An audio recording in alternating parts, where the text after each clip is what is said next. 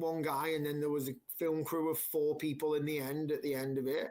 They went to, example, Newcastle Airport with me and had clearance from Newcastle Airport and followed me all the way through Newcastle Airport because I had to fly out to another country to do some work for skydiving. And they followed me around numerous amounts of different places, and they met my now amazing wife. She wasn't at the time. And then they met my mum, and they did loads of different interviews with me and other people. And then they asked for some really deep, dark things. Like in the documentary, and I'll briefly talk about it, is, you know, I went through a time where I didn't want to be on this planet no more. And there was a time where I decided that I was going to kill myself.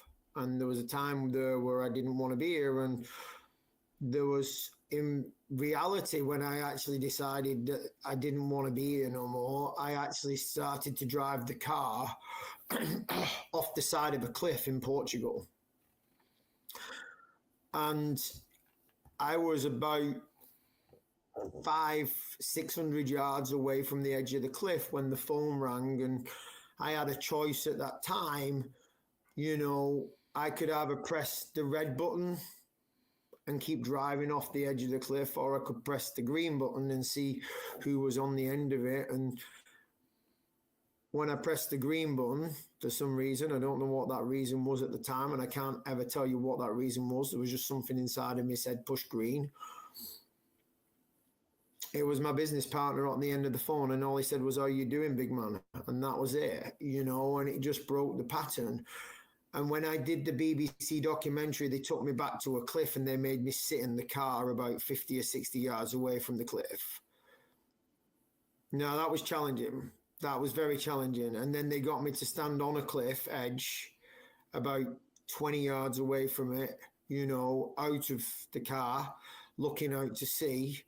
And again, that was another kind of moment where it brought it flooding back to that point. And that was at 18 months. I was on my journey at 18 months there. And since then, you know, and I'm glad they did that. Since then, it's just excelled. It's been a beautiful blessing. And, you know, I'm still in contact with the guy that made the film for me, or the documentary, and it was, like I say, it won him an award, and it was phenomenal. It was fantastic. It was great, and it was never about me becoming, let's just say, famous or whatever else. That's not what I did it for. It was all about how many people's lives could I change? How many people's lives could I get them to see a different perspective? It was all about how many different people that, you know, just enlightened watching that story, or, you know, if it touched one person, and believe it or not, this is the truth, Bruno, is that it touched so many people, even the people that knew me, and it's still touching people right now. I know it is, you know, because the video is circulating in different ways, you know, or the 29-minute documentary is circulating in different ways.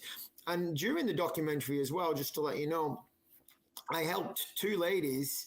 One lady, I took them both skydiving, right? And one of them has massive anxiety, 2 different personalities. And I got her to a point, and we took her skydiving, and we got her past this whole point where then she wanted to go at the end of it to go and see her daughter and start making a relationship with her daughter. So, you know, that was one of the amazing things, you know, that we got to do from that as well. Wow. Man, whew. That's a lot to unpack. Well, I did tell you at the beginning. What? That if you unpack this, I said I did tell you at the beginning that if you was to unpack this, we could be here for a long time. Ooh, I don't mind. I don't know. Let's go. So my first follow-up question would be, Can you maybe see the documentary on YouTube? Can anyone should look for it? Because they took it down from the official BBC website, but is it somewhere? It's not anywhere that I know, as in YouTube, where it's easy to do. if someone at some point gets hold of it and puts it on YouTube, then that would be cool. You know, Yeah, yeah, that would be cool. I mean, I think it would. you said the whole goal was to inspire at least one person, but Correct. turns out you apparently inspired several people, and it would be awesome if you could inspire even more, right? Hopefully, we can do that a little bit today with this podcast. But Peter, I need to ask Correct. you. You said that at 21, you felt lost in Mhm. life, and